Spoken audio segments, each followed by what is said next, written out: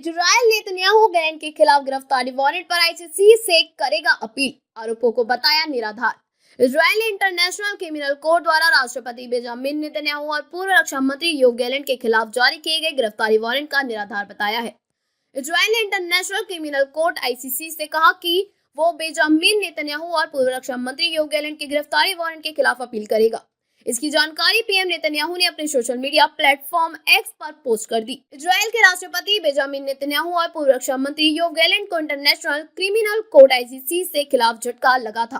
Court ने इनके खिलाफ गिरफ्तारी का वारंट जारी किया था।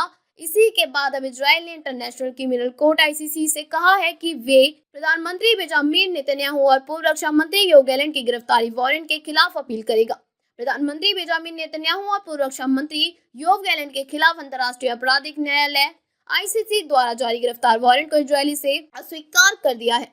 इसकी जानकारी पीएम नेतन्याहू ने अपनी सोशल मीडिया प्लेटफॉर्म एक्स पर पोस्ट कर दी। पीएम नेतन्याहू ने एक्स पर पोस्ट कर कहा, इजराइल हैग में अंतर्राष्ट्रीय आपराधिक न्यायालय आईसीसी के अधिकार को प्रधानमंत्री और पूर्व रक्षा मंत्री के खिलाफ जारी किए गए गिरफ्तारी वारंट के वैधता से इनकार करता है। अगर आईसीसी ने अपील खारिज कर दी है तो अमेरिका और दुनिया भर में इजराइल के दोस्तों का यह समझ में आ जाएगा कि आईसीसी इजराइल के खिलाफ कितना पक्षपाती है। समाचार एजेंसी सिन्हुआ के अनुसार प्रधानमंत्री कार्यालय की ओर से जारी एक बयान में कहा गया कि इजराइल के गिरफ्तारी वारंट के निष्पादन में भी देरी करने का अनुरोध किया है जो पिछले सप्ताह जारी किए गए थे। आईसीसी नेतन्याहू गैलेंट के खिलाफ जारी किया था गिरफ्तारी वारंट।